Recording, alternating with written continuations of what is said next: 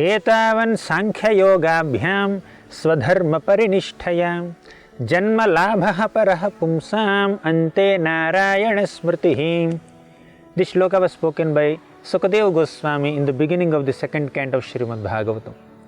At the end of the first canto of Bhagavatam, Parikshit Maharaj asked Sukadeva Goswami, "My dear Sukadeva Goswami, what is the duty of a person who is about to die? And what is the duty of a person at all times, at all stages in one's life?" So, Sukadeva Goswami answered this question by saying that a person is supposed to perform devotional service unto Krishna throughout one's life, and the devotional service is characterized by hearing about Krishna, chanting Krishna's names and pastimes, and remembering Krishna and worshipping Krishna and other methods. So, performing pure devotional service unto Krishna is the supremost duty of the entire humanity throughout one's life and even at the time of one's death. In this way, these two questions of Parikshit Maharaj have been answered by Sukadeva Goswami.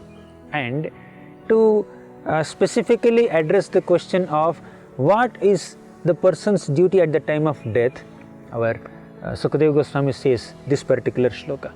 एतावन् सांख्ययोगाभ्यां स्वधर्मपरिनिष्ठया जन्मलाभः परः पुंसाम् अन्ते नारायणस्मृतिः. So, Sankhya means analysis of matter and spirit, analysis of body and soul. Soul is spiritual in nature, body is material in nature, and soul is Satchidananda, eternal, knowledgeable and blissful, and this body is made of 5 material elements: earth, water, fire, air, ether. So, to analyze the natures of this soul and body or matter and spirit is called Sankhya. So, that is Sankhya. The aim of this Sankhya, after doing so much of Sankhya analysis also, one is supposed to remember Krishna at the time of death, Narayana at the time of death. That's the aim of Sankhya. Next is Yoga. Yoga means performing so many activities of breathing exercises, bodily exercises, and there are Yama, Niyama, Asana, Pranayama, Pratyahara, Dharana, Dhyana, Samadhi. These are 8 limbs of Ashtanga Yoga. So, yogis meditate on the Lord. They follow the preliminary procedures of self-control and mind control and sense control, and then they engage their minds in meditating on the Lord. That is yoga. So, the aim of that yoga also, throughout one's life, if one performs yoga also, one has to remember Narayana at the time of death. So, etavan sankhya yoga bhyam swadharma parinishtaya. Swadharma means there are different occupational duties, prescribed duties for different categories of people in this world. So, there are different varnas, Brahmana, Kshatriya, Vaishya, Shudra. According to the activities and qualities of people, the society, human society is divided into different varnas. So, this is done by the Supreme Lord Krishna himself. Chaturvarnam maya srishtam gunakarma vibhagashah. For example, Brahmanas give education to people. That is their duty. Kshatriyas do administration and management. That is their duty. Vaishyas do business and cow protection and agriculture. That is their duty. That is Swadharma. And Shudras render services in various ways with honesty and integrity. So, that is their duty. So, Swadharma Parinishtaya means being fixed up in one's prescribed duty according to the scriptures. Right? So, whether somebody is following Sankhya or Yoga or doing Swadharma, Janma Labha Paraha Pumsam, the highest gain for the entire humanity is to come to the stage of Ante Narayana Smritihi, to remember Lord Narayana Ante at the time of death. So, one may be doing so much of yoga or Sankhya or doing Swadharma, but at the time of death, if one does not remember Lord Narayana, if all one's activities do not lead that person to remembering Lord Narayana or Lord Krishna or Lord Vishnu or Rama, Narasimha, whichever may be the Vishnu form, if one does not remember God at the time of death, what is the use of following so many procedures?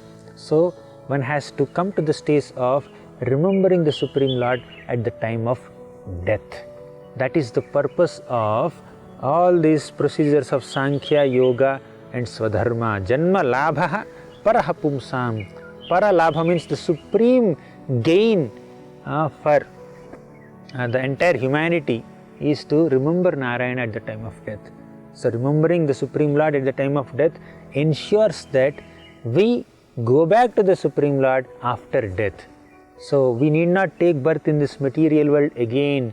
We will be transferred to the spiritual realm where the Supreme Lord in a spiritual form is manifest so resplendently, giving his loving association and company and service to all his eternal associates, and we all have an opportunity to enter the entourage of the Supreme Lord by remembering him at the time of death. Even Krishna also says this in Bhagavad Gita. He says, Antakale cha mameva smaran muktva kalevaram yaha prayati samadbhavam yati nasti atra samshayah. Someone who remembers me at the time of death will come back to me for sure. So whether we follow Sankhya or Yoga or Swadharma or Bhakti or whatever it may be, ultimately one has to come to the stage of remembering Krishna at the time of death. And the best way of achieving this goal is to practice Bhakti Yoga, to practice pure devotional service unto Krishna under the guidance of pure devotees according to the prescriptions of Vaishnava scriptures. Then one can ensure that one can remember Krishna at the time of death. So Bhakti Yoga is the most effective spiritual path that ensures our remembrance of God at the time of death. Hare Krishna. For more such devotional programs, please watch Hare Krishna television. To get this channel, please contact your cable or DTH operator. For more information, please call 8767 845 845.